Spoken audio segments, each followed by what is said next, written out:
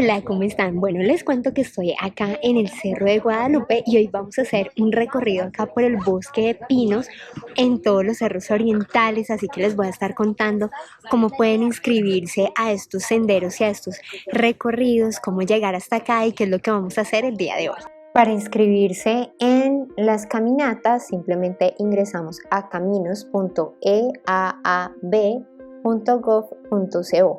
Acá ingresan a Guadalupe Aguanoso, le das clic en reserva aquí, llenas tus datos y ya quedas inscrito. El camino Guadalupe Aguanoso está localizado en la Reserva Forestal Protectora Bosque Oriental de Bogotá. Los horarios son los fines de semana entre las 6:30 de la mañana a 12 del día, pero el último recorrido inicia a las 9 de la mañana. Aproximadamente el recorrido dura alrededor de unas 2 horas. Dentro de este camino se reconocen 3 tipos de vegetación: bosque andino, alto andino y páramo, que hacen parte de los procesos de restauración y recuperación ambiental de la Reserva Forestal Protectora Bosque Oriental de Bogotá. Bueno, iniciamos nuestro recorrido subiendo varios escalones por unos minutos.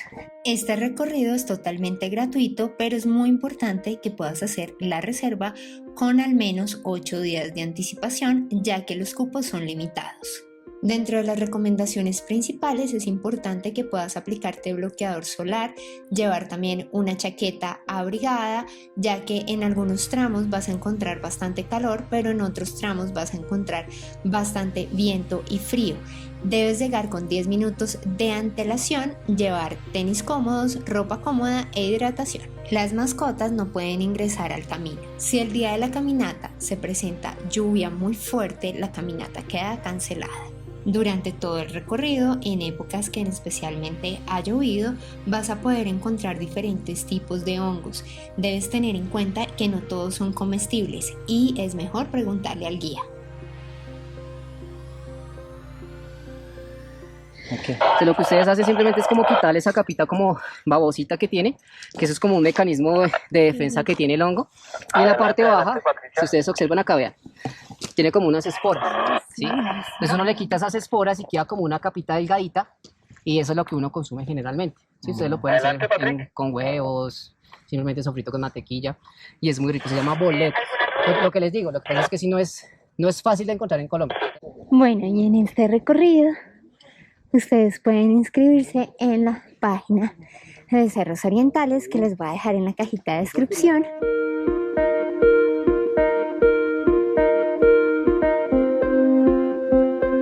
Bueno, ¿y cómo se puede llegar hasta acá? Bueno, una de las formas es llegar al centro y luego tomar un carro directamente hasta el Cerro de Guadalupe, que es aproximadamente desde la Candelaria hasta acá, es alrededor de 20 o 30 minutos, ya que, por ejemplo, hoy domingo hay muchos ciclistas subiendo, entonces es un poco más demorado subir en carro.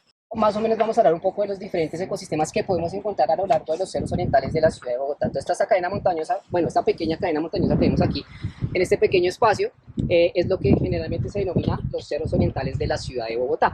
Los cerros orientales de la ciudad de Bogotá, para que también lo recuerden, hacen parte de la cordillera oriental. Entonces recuerden que Bogotá es una meseta de la cordillera oriental. Entonces en ocasiones las personas piensan que Bogotá está sobre la cordillera central y no, está sobre la cordillera oriental, ¿vale? Y esta cadena montañosa de los cerros orientales de la ciudad de Bogotá tiene 3 ecosistemas estratégicos muy importantes. ¿Cuáles son esos ecosistemas estratégicos? Bosque alto andino, ecosistema de subpáramo y ecosistema de páramo. Esos son los 3 ecosistemas claves que tenemos en los cerros orientales de la ciudad de Bogotá. Aproximadamente el ecosistema de bosque alto andino va de 2.600 metros de altura casi hasta los 3.000 o 3.100 metros de altura aproximadamente. ¿Listo? El ecosistema de subpáramo va de 3.100 casi hasta los 3.400, 3.500 metros de altura también aproximadamente. ¿Listo? Y de 3.500 casi hasta los 4.000 metros de altura vienen los ecosistemas de páramo. ¿Listo? En este momento más o menos estamos a una altura de 3.350, casi llegando a los 3.400 aproximadamente. Quiere decir que estamos pasando esa transición de bosque alto andino a subpáramo. ¿Listo? Entonces a esta transición de ecosistemas se le denomina un ecotón. Entonces en este momento estamos en ese ecotono de pasar de un bosque alto andino a pasar a ecosistema ya netamente de subpáramo. ¿Listo? El ecosistema de bosque alto andino también son ecosistemas estratégicos que no se ven, pues digamos que a nivel mundial, ¿no? Solo muy pocos países en el mundo tienen la fortuna de tener este tipo de ecosistemas, al igual que los páramos, ¿no? Todos los países tampoco tienen la fortuna de tener en este caso páramos. Y básicamente, tanto los páramos como los ecosistemas de bosque alto andino se encuentran en la parte norte de lo que es la cordillera de los Andes, ¿listo? También para que los vayan reconociendo y más o menos ubicando geográficamente ese tipo de ecosistemas como tal. Algo también particular del ecosistema de bosque alto andino es la importancia que tiene en el sistema hídrico de muchos ecosistemas, ¿no? Entonces, cuando ustedes escuchen bosque alto andino, escuchen ecosistemas subpáramo y páramo, siempre traten de asociarlo al agua. Estos son muy importantes, especialmente en temas hídricos, ¿vale? También digamos que la vegetación que podemos observar en este tipo de espacios también es muy particular. Entonces, generalmente en los ecosistemas de bosque alto andino, subpáramo y páramo, la vegetación, si ustedes observan, la nativa, ¿no? O bien esos pinos grandes, porque ya les voy a contar un poquito la historia de esos pinos, pero miren estas especies que tenemos aquí, básicamente a la altura de nuestros ojos. Esto que es como la vegetación nativa, la que podemos encontrar aquí en este espacio que estamos observando. Si ustedes observan las características morfológicas de este tipo de especies, son especies que no son muy altas, ¿cierto? No sobrepasan los 15 o los 20 metros de altura aproximadamente, ¿listo? También si ustedes observan, por ejemplo, sus hojas también son totalmente diferentes a la mayoría de las hojas que vemos en árboles que se encuentran a nivel del mar, por ejemplo. Entonces, si ustedes ven, las hojas son un poquito más pequeñas, ¿cierto? Y si nosotros las cogiéramos, se van a dar cuenta que son un poco más duras, ¿sí? Entonces, para que lo tengan en cuenta, partamos de algo muy interesante. Entre más altura, la vegetación tiene que ser un poco más bajita, ¿listo? Para que lo tengan en cuenta. ¿Por qué? Porque las plantas tienen algo que se llaman métodos de adaptación. Entonces, ellas se adaptan dependiendo de las condiciones climáticas en las cuales se encuentran. Pasa lo mismo que los seres humanos. Si ustedes van, por ejemplo, a un clima cálido, ustedes se van con ruana, ¿sí? Con saco, obviamente no, ¿cierto? Van en camiseta, pantaloneta. Eso prácticamente pasa muy parecido a las plantas. Entonces, ellas, dependiendo de las condiciones climáticas, se adaptan. Y si ustedes observan también, como que todas están como muy juntas. Si ustedes observan, por ejemplo, aquí esta pequeña parcela nativa, se dan cuenta que están como muy juntas.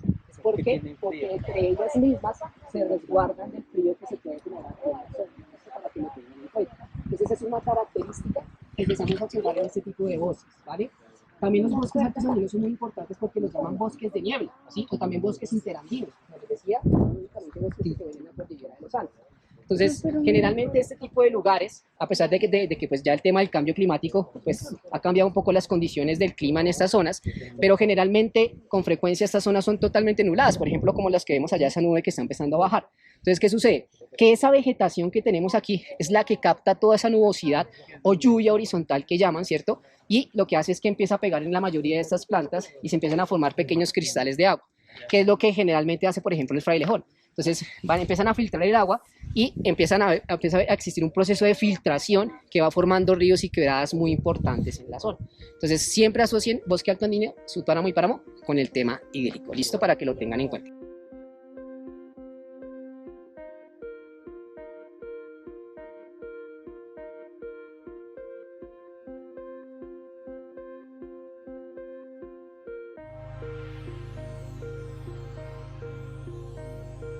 En algunos lugares del recorrido van a encontrar algunos miradores para tomarse unas fotos o contemplar el paisaje.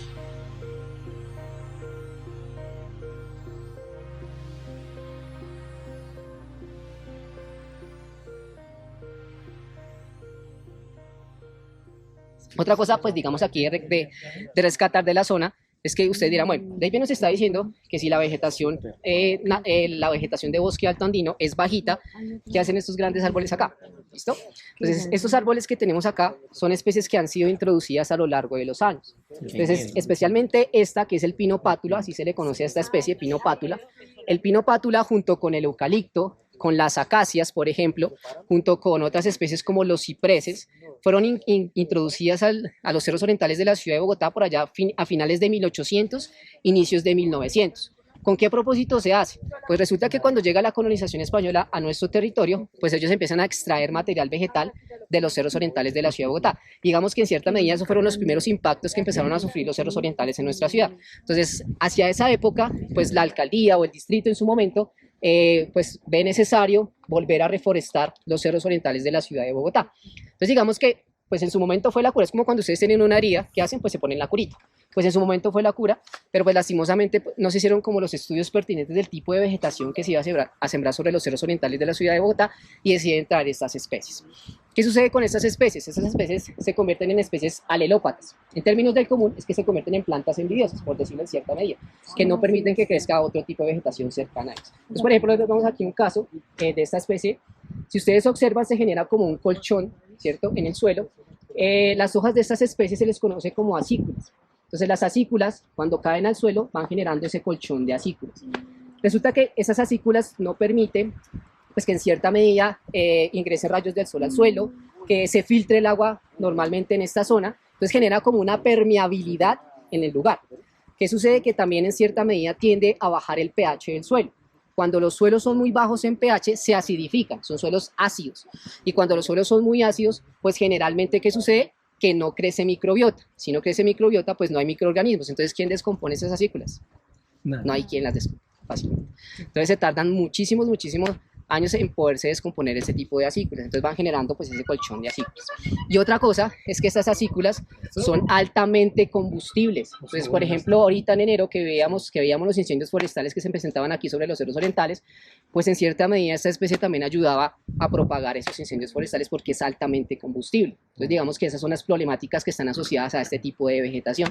Como les decía, que se convierten en plantas netamente alelópatas, ¿vale?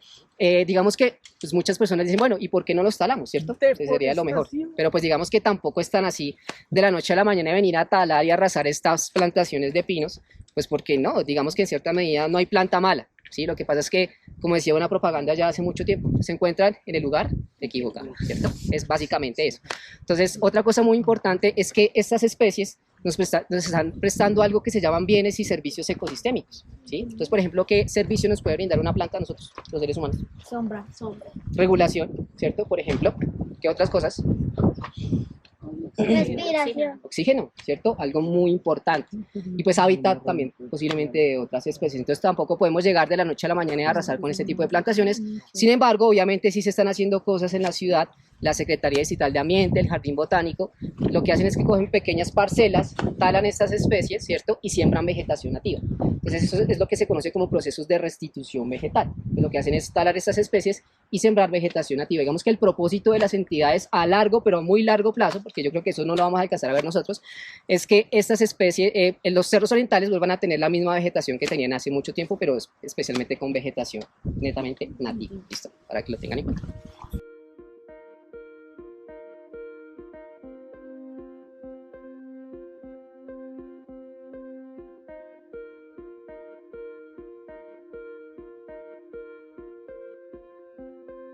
¿Cierto? Si uno ve un árbol con esas especies que le están empezando a crecer alrededor de su tronco, lo primero que piensa es que esa planta está enferma, ¿cierto?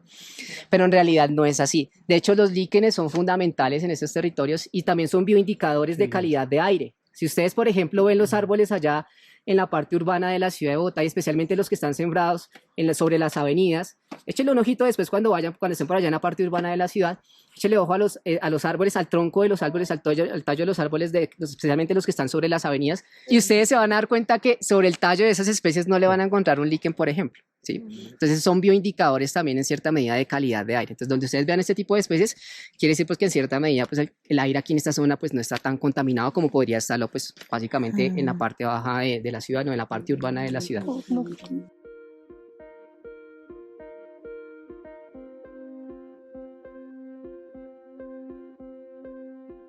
Los helechos, por ejemplo, también para que lo tengan en cuenta, los helechos no tienen flor, ¿no? Si no tienen flor, entonces, ¿cómo se reproducen este tipo de especies? Entonces, como no tienen flor, bueno, recordemos que las plantas que no tienen flor se reproducen a través de las esporas. Esto para que lo tengan en cuenta. ¿Ustedes se acordarán de eso en el colegio? O más o menos. Los pequeñines, yo creo que sí se acuerdan un poquito de ese tipo de reproducción. Entonces, resulta que los helechos, como no tienen flor, tienen algo que se llaman los soros. Si ustedes observan acá, se dan cuenta que tiene unos punticos como de color cafecito, muy pequeñitos, ¿sí? A veces casi ni se nota. Los soros, dentro del interior de los soros, encontramos algo que se llaman los esporangios, ¿sí? Que son las esporas, ¿sí? El mecanismo de reproducción que tienen este tipo de especies. Entonces los soros lo que hacen es que estallan, ¿sí? Así como el maíz pira, estalla. Cuando ellos estallan, arroja sus esporas. Entonces aquí el aire, ¿cierto? El viento juega un papel muy importante y lo que hace es que cuando estallan los oros, pues las arrastra hacia otra zona y así es como se reproducen este tipo de especies, ¿listo? Para que lo tengan en cuenta y vayan conociendo también los diferentes mecanismos de reproducción que tienen en este caso las plantas.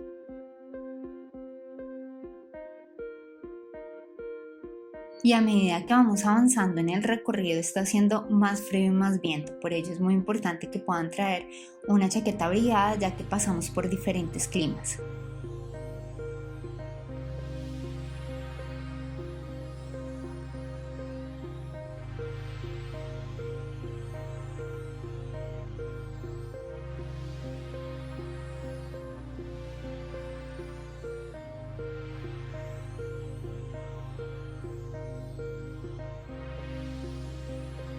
Y hemos llegado a visitar a Ernesto Pérez, o también conocido como el frailejón, el cual está representado por este personaje.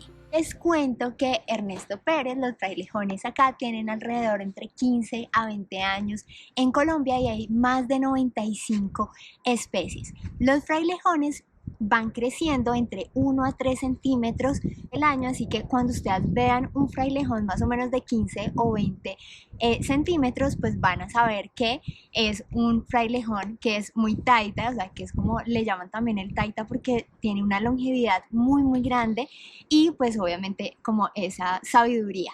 Entonces recuerden cuidar mucho el agua. Cuando vengan a estos lugares, pues importante que puedan siempre ir por los senderos, ojalá puedan tomar el recorrido guiado porque van a aprender muchísimo más y también les voy a dejar en la cajita de descripción el enlace donde ustedes pueden encontrar todos los recorridos que pueden hacer en Bogotá y conocer diferentes lugares.